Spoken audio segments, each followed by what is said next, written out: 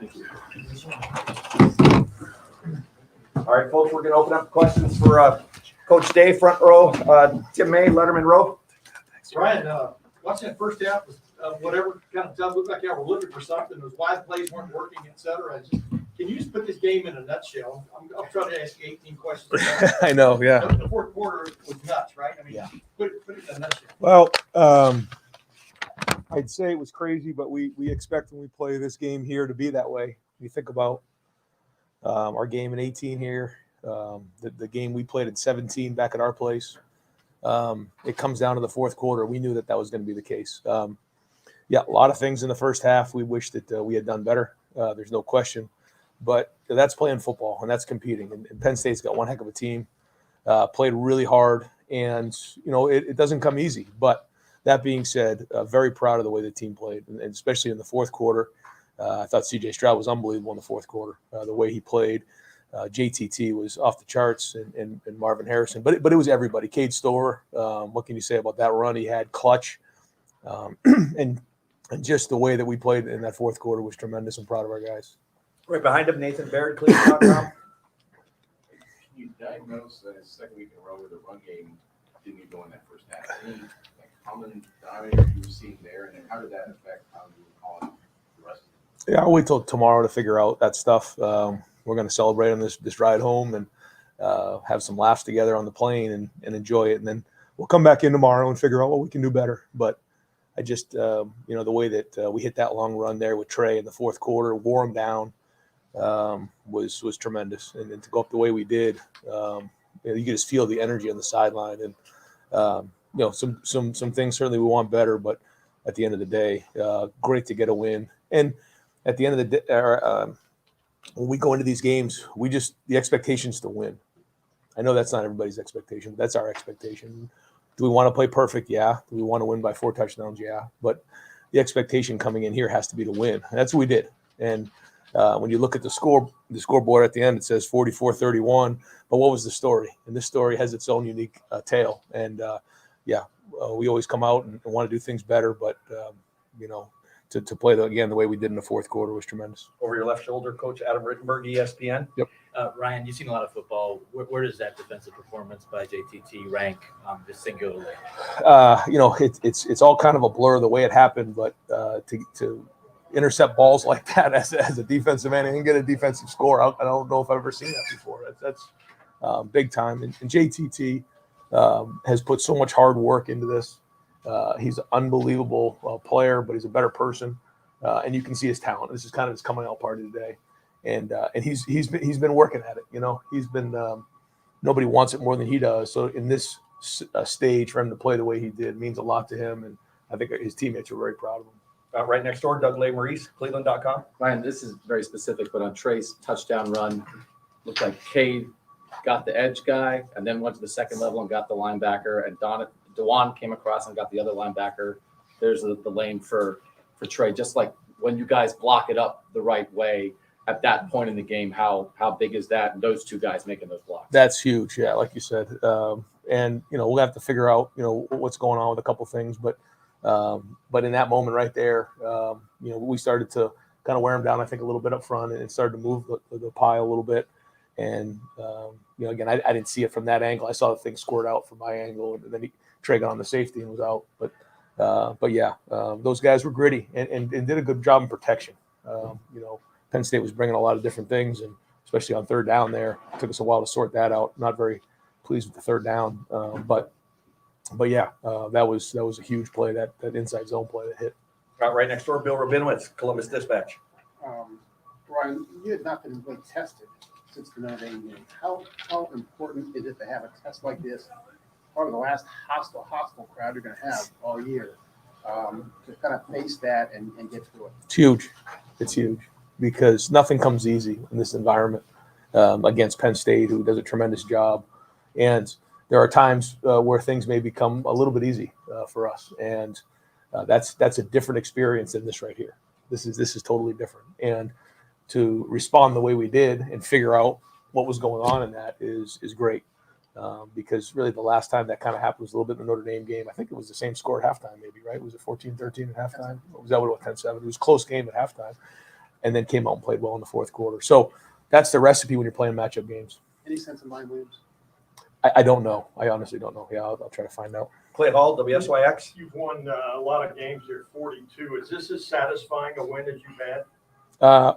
Every game has its own story, and this is one that we'll be telling for a while. I mean, just the feeling of the emotion that was on the sideline during that fourth quarter when JT got that pick, when Cade broke those tackles for the touchdown. It reminded me of Ben Vick when he caught that one out here on the play. He was breaking through, and they believed. You know, we knew it was going to take 4 quarters, and I think that's to your point. Like, we don't always have to play 4 quarters.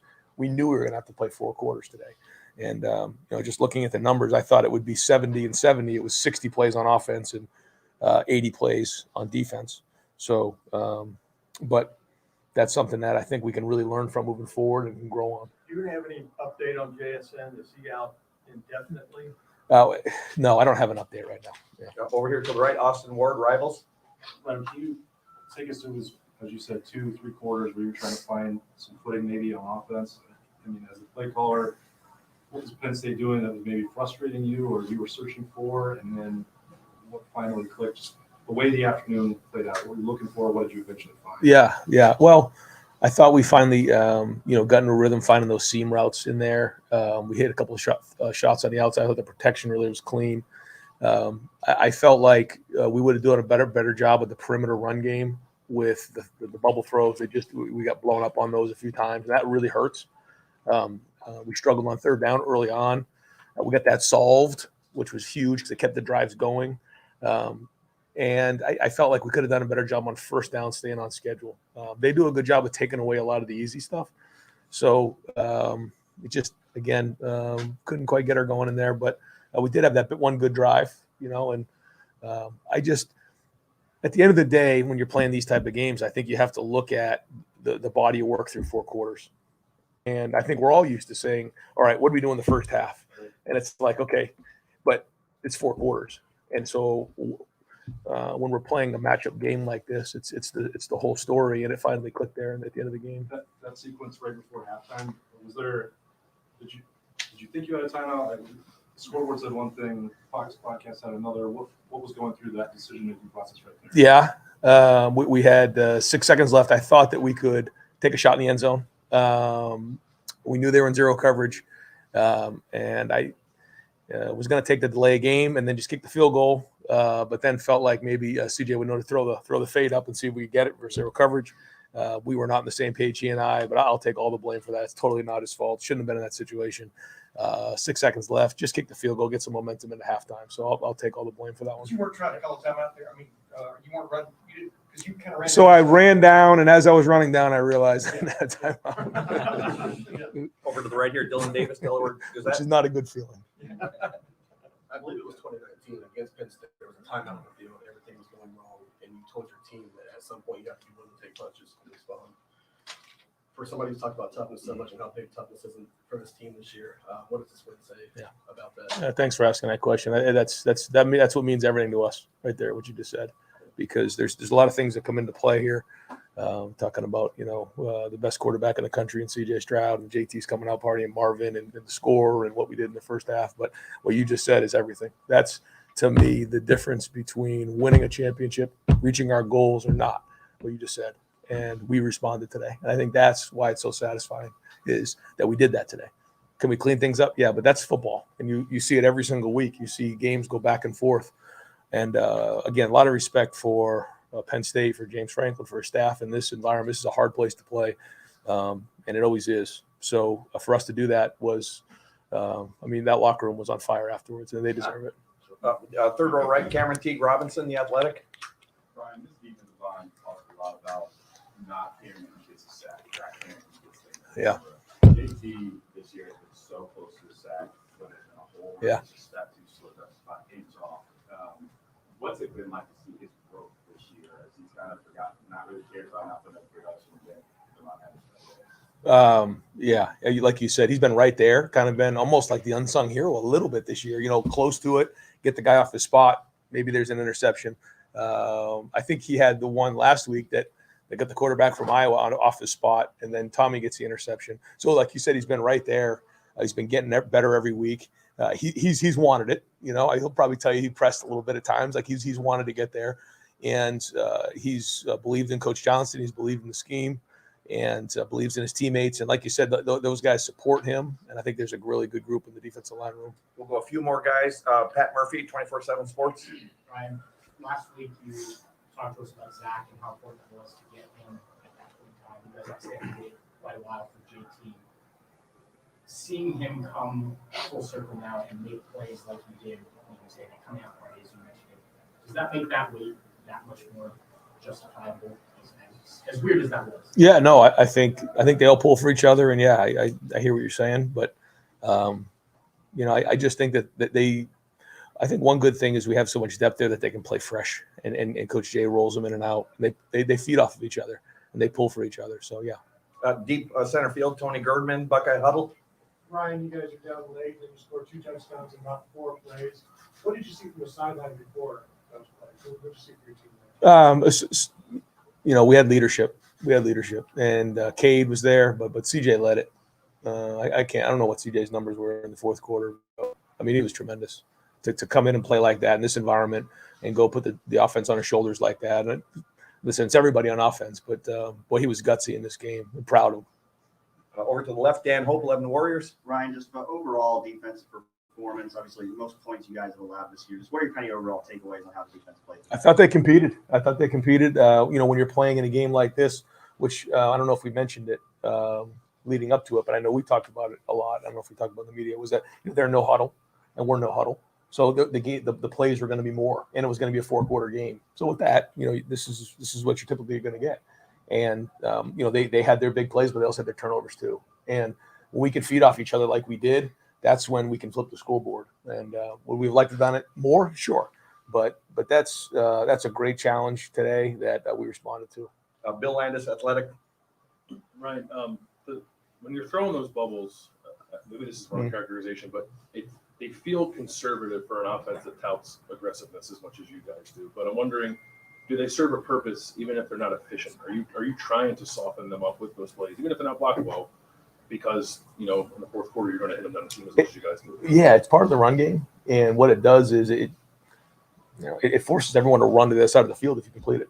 It sounds crazy, but it's true. And then you throw it on the other side, they have to run all the way across the field, and then before you know it, you can go that way. So we want them to defend the entire field, and if they put a lot of guys in a box, then we need to spread the ball out to the perimeter. So we always say that we want to be able to attack them inside, attack them outside, and then throw the ball down the field. And probably could have done that more in the game, but I think if we had done a little bit better job on the perimeter in that area, we could have cracked the rock sooner. But yes, I think you have the idea. And last question, Joey Kaufman, the dispatch over here to the right. Ryan, of all the plays that JT made, you have favorite or Pick 6. Yeah, when you got a defensive score like that, all of a sudden the whole game changes. It was a 2-score game at the time, right? So it was 9 points. So I believe so, right? Yeah, that's right. And I remember I was on headsets. Okay, so if they score and make it, a 1-point game or however that was, how are we going to play the game a little bit different? If we get the ball back and it's a 2-score game, be probably pretty conservative at that point. And then the next play is a pick. It was the first play of the drive, I think, right? It was a pick 6, and all of a sudden, you just throw it up in the air and say, "That's about it. We're good, boys." And the sideline just went nuts. So that was my favorite. One quick. Marvin Harrison Jr. comes out of that game, gets banged up, goes back in, 10 catches, the third and 10 catch on that slant. Tough. Tough. Yeah. Bringing zero coverage. What a day. Can you explain his day? Tough. I think that's what it was. We know Marvin's talented, but to play tough the way he did says a lot about him, and he was gutsy today, like you said. Yeah, gutsy. Right. I'm sorry. Just for context, what do you think of the Penn State secondary today? The challenge, tough. They played hard, physical, like you said, kind of blew up some of the perimeter run game that we could have done a better job with. I think our guys competed against them, though. Yeah. All right, folks. Hey, folks, we're going to do our players outside our locker room on this backside. Let me get Coach through so we can get back here, and then we'll